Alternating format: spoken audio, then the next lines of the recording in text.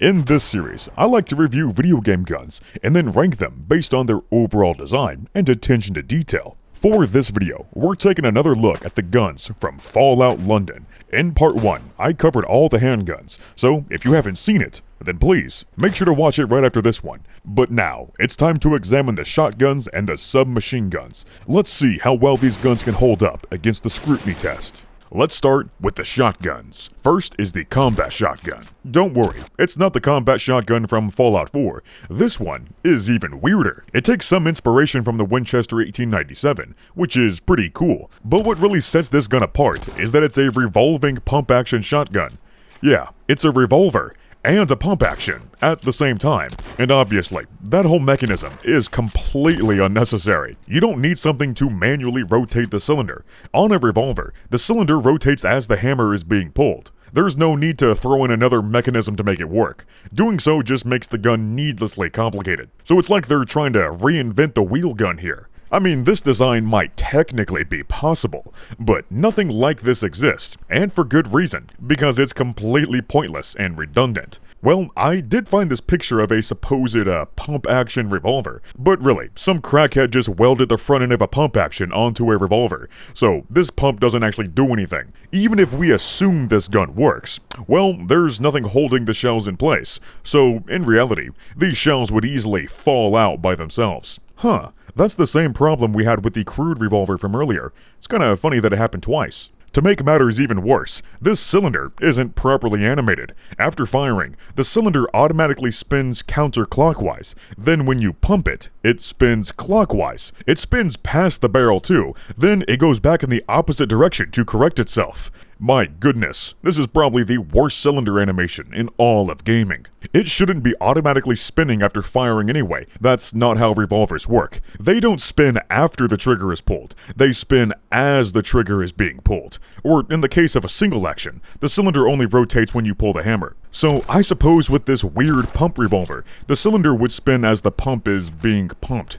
I don't know, man. This thing shouldn't exist in the first place. It should have either been a pump action or a revolver, not both. The reload on this thing is also very atypical. Normally, on a revolver, you just swing out the cylinder, eject the shells, and then load in new rounds. With this gun though, you swap out the whole cylinder, which isn't how you reload a revolver. You don't have to swap out the whole thing when you could just load new rounds in there, and if you want to speed up the reload, then you can always use a speed loader. Well, that's how it works with a normal handgun revolver. This here isn't a normal size revolver, it's a big ass 12-gauge shotgun, so speed loaders probably aren't an option. It also looks like this gun was intentionally designed to have a quick swap cylinder. Like, you don't even have the option to swing it out. You have to swap out the whole thing in order to reload. Basically, they're treating the cylinder like a drum magazine, which is exactly how the real-life 612 shotgun works. It's a 12-gauge bullpup revolver, and you can easily swap out the cylinder like a drum mag. It's not a bad idea, I suppose. That does make the reload pretty quick,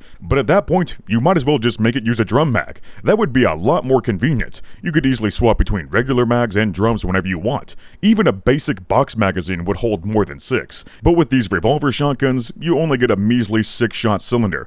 And in the case of the combat shotgun, well, it's a measly 4-shot cylinder for no good reason. Like, come on, there's plenty of empty space here to make it into a 5 or a 6-shot. It's not like this design has any benefit over a typical tube-fed design either. A standard tube shotgun can hold 7 rounds, while a full-length can hold 9 or even more. In general, full-size revolver shotguns are simply less practical than traditional tube or magazine-fed shotguns. They're mostly just gimmicks to play around with, hence why they are exceedingly rare. There's just not much demand for them. Don't get me wrong though, revolver shotguns can be really cool. Guns like the MTS-255 and the SR-410 are pretty dope, and I certainly would not mind having one. So, if they just made this gun function like an actual revolver shotgun, then it would be fine. A little bit impractical, but it would still be a fun gun to use. But if I were to personally redesign this gun, I would do the opposite. I would keep the overall trench gun aesthetic, then replace the cylinder with a drum magazine. For the cherry on top, I would give you the option to slam fire it. A drum mag slam firing trench gun would be absolutely ridiculous,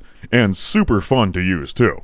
I'm also wondering, is this supposed to be a handmade gun or some kind of pre-war model? Because the name combat shotgun implies that it would have been in service by the military before the Great War. But obviously, a highly impractical and non-functional gun like this would never be adopted by the military, not even the British. And those guys adopted the L-85, so their standards are already pretty low. The only rational explanation here is that this is some kind of handmade gun, crafted up by a crazed bubba with cursed gun knowledge. With all that being said, I can appreciate the weirdness of this combat shotgun. I do have to admit, this goofy-odd looking gun does have some cool factor to it. If this thing didn't pass the rule of cool test, then I would easily give it an F tier. But it is kind of cool, so I said the combat shotgun is worthy of 2 bottle caps. It belongs in C tier. For something less convoluted, we have the Crude Shotgun. The basic concept here is pretty good. It's a one-shot break-action pipe shotgun, and that concept would work pretty good for a handmade gun. It's not too complicated, and it would still be effective. So this gun may seem fine on the surface, but holy moly, does it have a whole lot of issues. This big frame under the gun especially is completely unnecessary. It's just a bunch of dead weight. Well, it is part of the break action mechanism, so it does have a function, but you don't need a gigantic metal frame like this for a break action. A real single-shot shotgun is way slimmer and super simple, so they took the concept of a break action and made it needlessly complicated and oversized. If anything, they should have taken the opposite route and made it simpler. A real-life Crude shotgun doesn't need to have any moving parts, or even a trigger. They're just slam-fire pipe guns. Seriously, it's just a couple of pipes, a firing pin, and a shotgun shell. That's pretty much it. Meanwhile, this Crude shotgun just has way too much extra junk slapped onto it. Like this big pipe under the barrel, for example, does absolutely nothing. Well, there is a foregrip attached to it, but obviously, you don't need this whole thing for a foregrip, and your character doesn't even use the foregrip anyway. They pretend like it doesn't exist. So what's even the point of having it on there then? Well, that's because this gun is reusing animations from the Fallout 4 double barrel, so these animations aren't suited for this gun. As a consequence of that, your character doesn't operate the top lever to break open the barrel, you just rip it open with brute strength. The shell automatically flies out by itself too, despite there being no extractor. Either that, or your character is using their secret psyker abilities to make the shell eject automatically. I don't mind the duct-taped rusty kitchen knives though. That's pretty dang funny, and it does fit the makeshift theme. The stock, on the other hand, is a complete disaster. It's got an unnecessary metal frame wrapping around it, with 2 big-ass metal nuts jutting out. So you'd have these 2 big nuts digging into your shoulder, and that would be extremely uncomfortable. I don't know about you, but I certainly would not like to have these hard nuts pressed against my shoulder while shooting, especially with a shotgun. Every shot would give you a big fat bruise. This ain't no baby 20 gauge either. Not even a 12 gauge. This shotgun shell is absolutely massive. It looks even bigger than a 4 gauge. I don't know what the hypothetical gauge on this shell would be. It's not quite as big as a punt gun, so I guess you'd call this a 2 gauge or something. I don't know, because this shit doesn't exist. But if it did, then the recoil on this big ass shell would be astronomical, and this gun would be hilariously impractical. For a handmade gun especially, it's even more absurd. It's like they're trying to make a Doom super shotgun, but with trash and rusty scrap metal. This dinky pipe gun would blow up in your face and send little pipe shards into your heart if you tried that. I can always appreciate the hell yeah mentality. It's pretty funny. But in all seriousness, this gun would have a much higher likelihood of killing the user than the target. And funnily enough, it's pretty terrible at hitting targets because of how comically wide the spread is. Just look at the bore on this thing. It's a gaping black hole of eternal width. Just like your mom. With a bore that wide, the spread on this thing would be wider than the Thames River, and that's pretty much how it turns out in actual gameplay. Past 10 yards, you can only get 1 or 2 pellets on target, and that's if you're lucky. It's even harder to aim with this thing, considering that the iron sights are completely misaligned. Your point of aim should be aligned with the very tip of the front sight, but for some odd reason, your point of aim is actually aligned with the very bottom of the front sight, so trying to aim with this gun is very confusing. I don't think that was intentional though, it seems like an oversight. Either way, you should always aim with the tip of your front sight. If you aim like this, then you'll always shoot way over your target. And for the longest time, that's exactly what I was doing. I was shooting way over my enemies' heads because I had no clue the iron sights were bugged. I can always appreciate a handmade gun being shitty on purpose, but this one just has way too many boneheaded flaws for me to forgive it. It was a good concept, but honestly, the execution isn't too great. The Crude Shotgun gets 1 bottle cap with a spot in D tier. Okay, for something much better, we have the Fire Shotgun. It's basically just a handmade reskin of the Fallout 4 double barrel. So, unfortunately, that does mean it has the same animation problems, but the design itself is pretty cool. I really like how crude and beaten up this gun looks. It feels very Mad Maxy, you could say. Or in this case, since it's British, I suppose you would have to say Enraged Edward.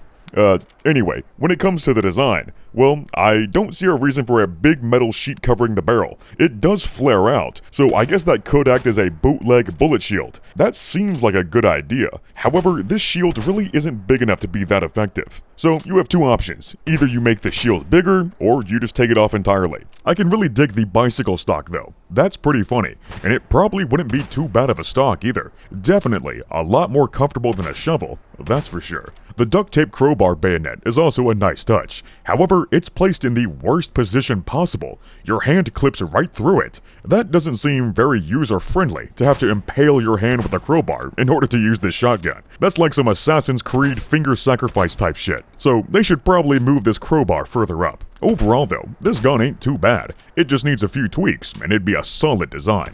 I give the Fire Lance 3 bottle caps with a spot in B tier. Now we can move on to the submachine guns. First up is the Crude SMG.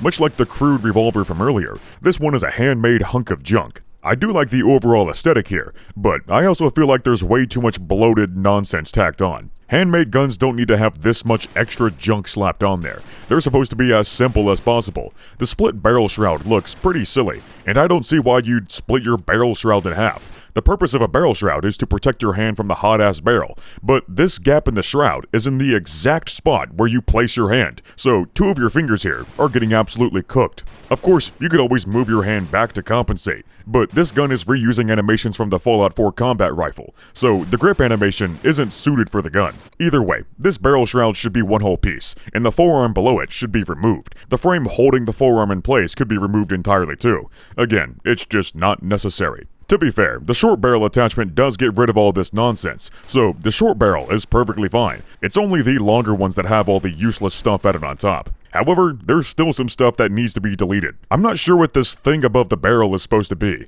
It almost looks like it's trying to mimic a gas operating system, but it's not like this gun would be gas operated, because the original mod is literally called the Crude Blowback, so it's a direct blowback, as it should be. When it comes to handmade SMGs, a direct blowback is the most viable option because of how simple and reliable it is. So I'm guessing this thing here is just a useless decoration that ain't doing anything. Same goes for this extra scrap metal bolted onto the receiver. It's completely unnecessary, it's just adding dead weight. You've also got what seems to be a recoil spring on top of the receiver, and this one's not doing anything, because, you know, it's not inside of the gun. This spring is just sitting on top as a decoration. So again, this part should be deleted entirely. I also think it's funny how the charging handle is just a bent nail. That doesn't seem very comfortable, but I suppose it could work. And yeah, it does fit the crude vibe of the gun. So if we get rid of all that extra junk, then we've actually got a pretty decent design underneath it. The idea to make it a direct blowback was certainly the correct choice. However, this gun is depicted as firing from a closed bolt,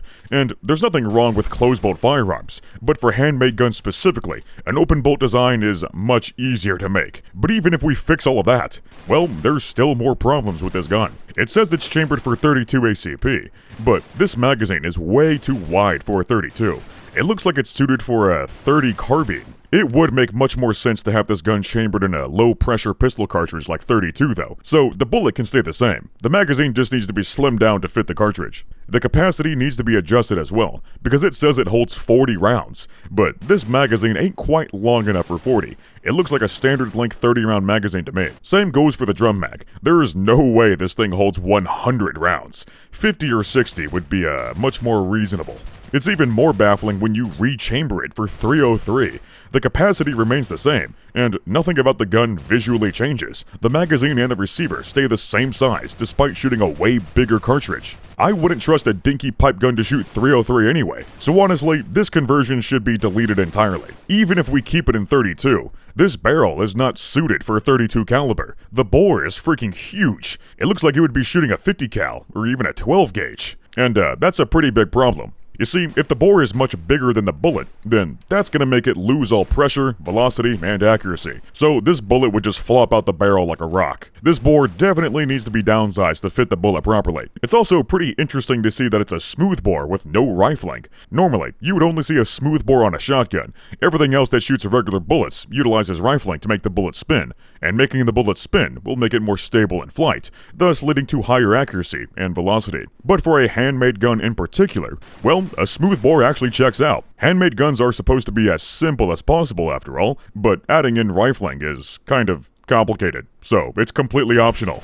That does make them really inaccurate, but they can still kill in close range. The most important thing is that it's able to shoot a bullet in the first place. This extreme inaccuracy is reflected in the gameplay too. This thing sucks ass at range. It'll whiff shots even if you're aiming right at the target. So as it turns out, the smooth bore and low accuracy is very realistic and highly immersive. Besides all that, it would certainly be nice to have some custom animations, because the combat rifle animations don't really fit this one. Your character doesn't even bother to hit the magazine release when reloading. At first glance, the Crude SMG didn't seem too bad, but now that I've fully examined it, well, it's loaded to the brim with all kinds of mistakes and design flaws.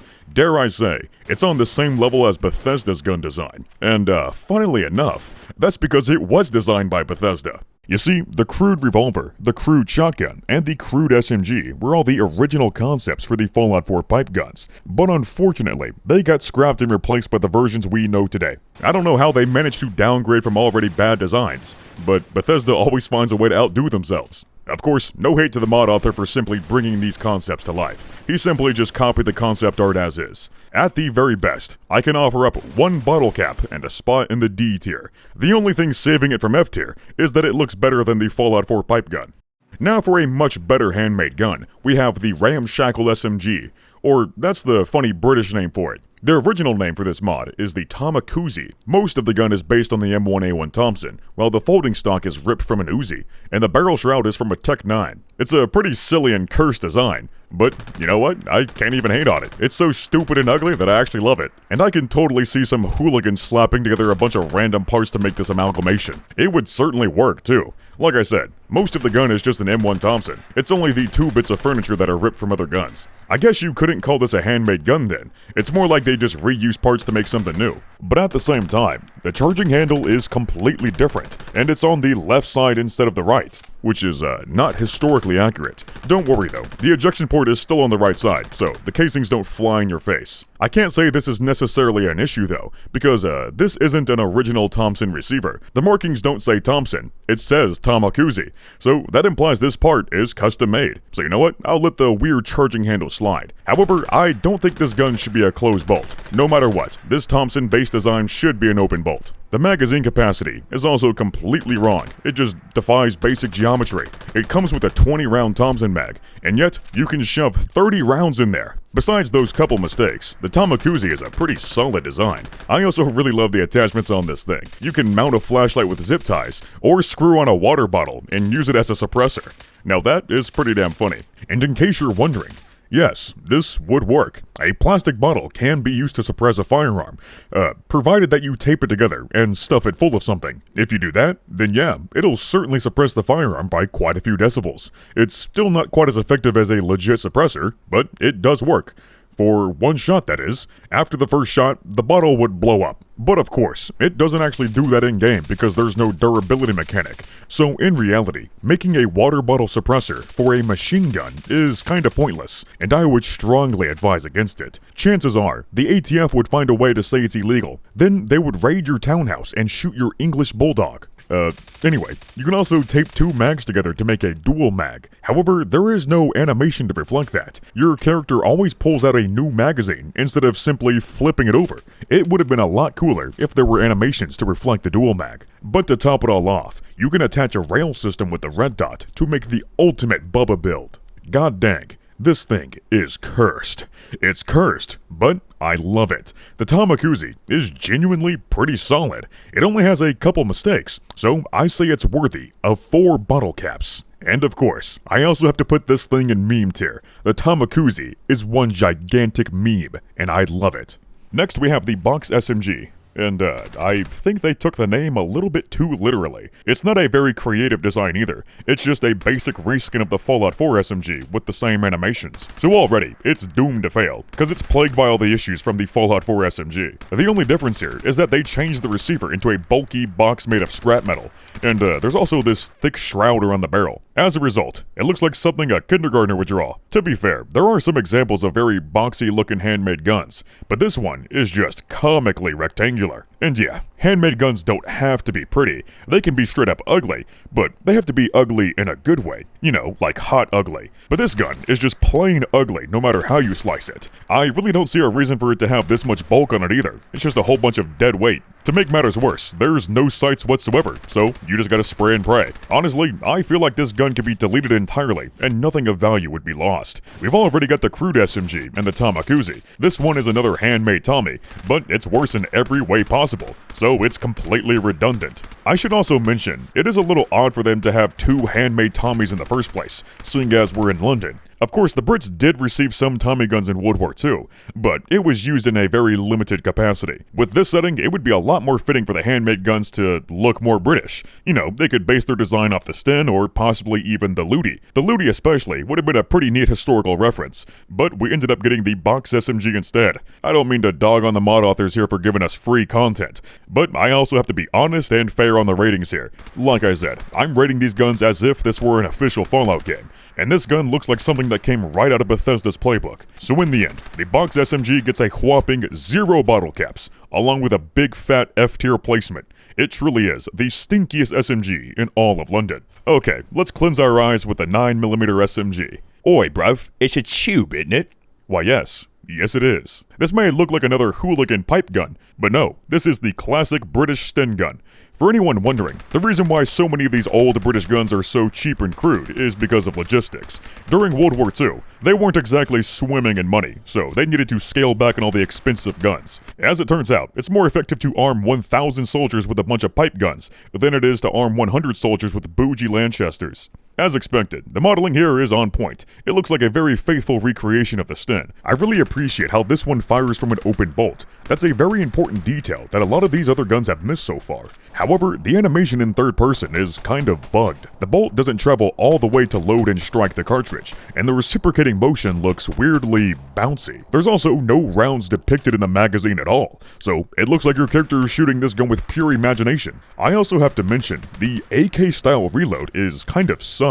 Usually people would charge the bolt by reaching over the gun, not under. I suppose there's nothing inherently wrong with doing it underhand though. I mean, it still gets the job done. I've just never seen anyone do it that way. Perhaps this means that your character is actually a commie spy. Now that is some deep lore. Besides that, I also really like how they went for a traditional Sten grip instead of the infamous Hollywood magazine grip. A lot of games and movies like to show people gripping the Sten gun by the magazine, which is not the proper way to hold a Sten. By all means, you can do it. It's just not recommended. Soldiers were trained to grip these guns either by the barrel shroud or by the lower receiver. If you dared to grip it by the magazine, your commanding officer would probably beat you with a walking cane. The reason why is because the Sten gun is really cheap. It's not built with quality in mind. So if you grip the magazine, you may accidentally jostle it around and misalign it, which will then cause a jam. With all that being said, you can get away with the magazine grip. You just have to make sure not to move the magazine around. So if you grip on the magazine well, rather than the magazine itself, then you'll probably be fine. Probably. Either way, there's not much reason for a magazine grip, because a traditional grip is always more effective for recoil control. If for some reason you still disagree with me, then just look at how Winston Churchill holds it. Boom. Liberals owned. Anyway, this Sten gun here is a very accurate depiction. It even has the option for the vertical grip and the stock from the Mark V, or even the integral suppressor from the Mark VI.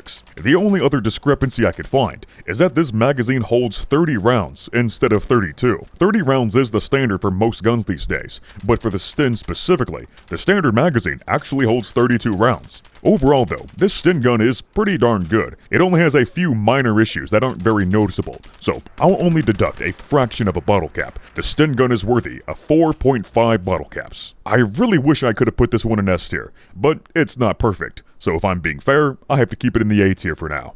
Next up is the Viper, which is basically a modified Sten gun. It may look like some made-up nonsense, but no. This is yet another historical British firearm. You may be wondering, Why does this shit look so goofy? Well, that's because the Viper was specifically designed to be tucked under your shoulder and shot one-handed. It's a spray and pray weapon. You're supposed to hip fire it, so they didn't even bother to put iron sights on it. It's a pretty silly concept, not very useful or practical, so that's why this thing was never adopted or put into full-scale production. As I like to say, just because something happened in history, it doesn't necessarily mean it was a good idea. I will admit though, it is very cool to see another weird piece of history here in Fallout London. I really appreciate the obscure gun representation. When it comes to the Viper in-game, it's a perfect recreation. The modeling is on point, and the animations especially are really satisfying.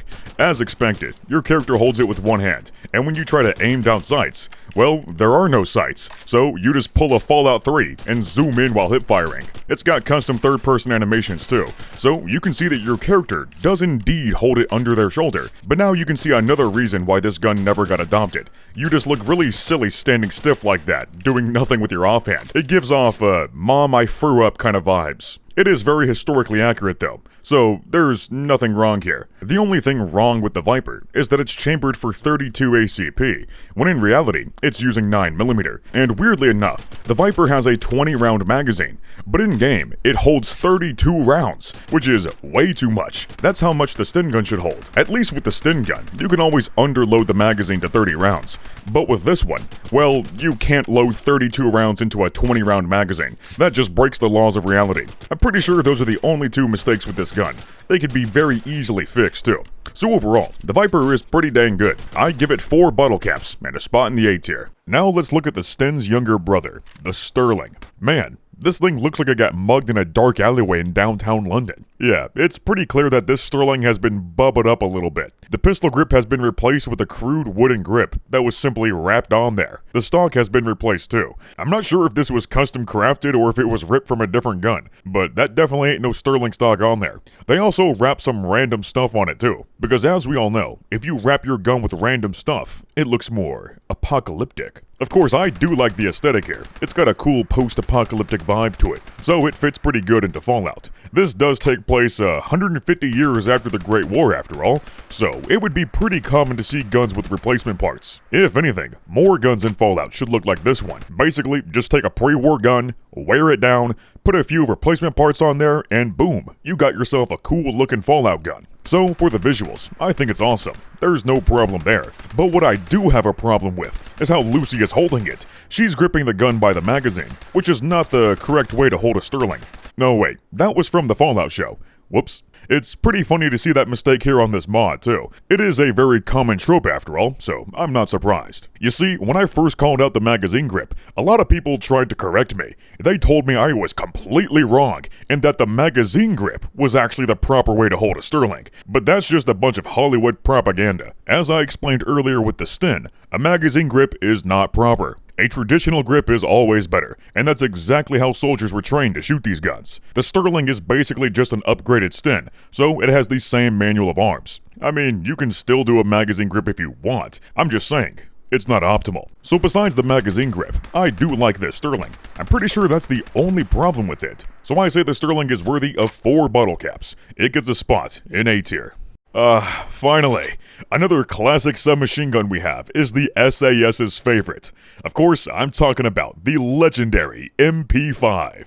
Thank goodness, I was so happy to see them include the MP5. It's about damn time it returned to the series. Or actually, no, we don't have the MP5 in Fallout London. I lied. Turns out they pulled a Bethesda on us. Just like the G3 in Fallout 4, this gun only shows up as a reference in the perk tree. That's it. There is no MP5. Like, come on, they blue-balled us super hard with that move. If you have it in the perk tree, then why is it not actually in the game? That's just false advertising. When I first saw that in the perk tree, I was super hyped to pick up the MP5, only to later find out that it's not in the game at all. And now, I have been left devastated and broken. You can always add in the standalone MP5 mod yourself, but for the sake of this video, I'm treating Fallout London as a standalone game with no other mods included. If they would have included this MP5 in Fallout London, then I would have easily given them 1 billion bottle caps, because god dang, this thing is beautiful. It's beyond perfect. They could have also added in some kind of like SAS Remnants faction, and you had to join them to get the MP5. That would have been pretty cool. but they didn't do that. So, due to the absence of the MP5, I am giving them the first ever negative 1 billion bottle cap rating with a spot in the Abyss tier. So instead of the MP5, we got this unique fantasy design called the Angel SMG. It looks like someone took the Vector and then gave it a Bioshock-inspired Battle Pass skin with wood furniture. As a result, you got this really interesting combination of 50s retro and 2000s tactical. It even comes with a vertical foregrip. I kind of like the idea behind it, but the execution here is a little, uncanny. It almost reminds me of the abominable 12.7mm SMG from New Vegas. They are both inspired by the Vector after all, but unlike the 12.7 SMG, the Angel SMG looks like it could be functional. Mostly. Like, it would go boom, but there's a lot of issues with this gun. I'm not a big fan of the AR-15 style charging handle, mostly because it's a reciprocating charging handle, and that's not a great idea, because you could easily smack yourself in the chin if you're not careful. I'm not sure how this folding stock would operate either. It looks like it's bolted in place, so you would have to unscrew the nuts in order to fold the stock, which doesn't seem very convenient. I couldn't find a mag release on here either. It looks like your character just rips out the mag with brute force. It does have a fire selector at least, but when you look at it, there is no option for safe or semi. It's either full auto or burst, which is a little odd. And yes, this gun does have a working burst mode. It feels pretty smooth and responsive, which is really nice, because most games make burst guns feel like shit with a capped fire rate. This fire selector is still kinda goofy though. It should have the option for safe at least. You've also got this mysterious wire that wraps around the gun and goes into the magwell. Frankly, I have no clue what that's supposed to do. I don't see any electrical components on this gun. It just seems like pure decoration for the sake of making it more visually busy. Perhaps the most boneheaded flaw with this gun is that it has 2 ring sights. So basically, it has 2 rear sights. There is no post. There is no front sight. So there's no way of being precise with this thing. You just gotta line up the circles and hope that you have an MOA of less than 20. I can't say I like this indentation on the pistol grip. It looks like somebody accidentally cut that part out because they sneezed while operating a bandsaw. The super long trigger guard looks kinda goofy too. All around, this gun has a cartoonish vibe to it. Dare I say, it looks like something Bethesda would make. Perhaps the most baffling part is that it says it's chambered for 9mm, but the ammunition in the magazine is fucking-normous. It almost looks like a 50 Beowulf, but it's even thicker all around, so perhaps it's a 60 cal. I don't even want to know what the grain is on this. It looks like it's over 500 grains, which is absurd. It's even more absurd that this magazine can hold 20 of these ginormous rounds. Again, they're just breaking the laws of reality here. This magazine would hold like 7 or 8 at best. That also means this gun wouldn't be a submachine gun. It would be classified as a big bore battle rifle, so it's completely miscategorized. And with a round this big, it should be hitting and kicking like a truck. But in-game, it still feels and performs like a low-caliber SMG. By all means though, this gun should be an SMG. That's obviously what it was designed to be. So the ammunition in the magazine just need to be shrunk down to reflect that. I do think the concept here was pretty decent, but in the end, the Angel SMG is loaded to the brim with all kinds of mistakes and design flaws. The very best I can do here is 1 bottle cap with a spot in the D tier. The only thing saving it from F tier is that it's not quite as bad as the box SMG. At least this one had some effort put into it. And that wraps up all the shotguns and the submachine guns in Fallout London. Overall, not bad. I will admit though, there were a couple big stinkers, but there's also quite a few big wins. Either way, these modders are still doing a way better job than Bethesda. And funnily enough, the worst guns on here were all originally designed by Bethesda in the first place. Huh. Surely, that can't be a coincidence. Anyway, that's all for this one. Make sure to nuke that like button to see all the rifles and machine guns. Or you can also let me know what other games you'd like to see get ripped apart. With that, I'll see y'all in the next video.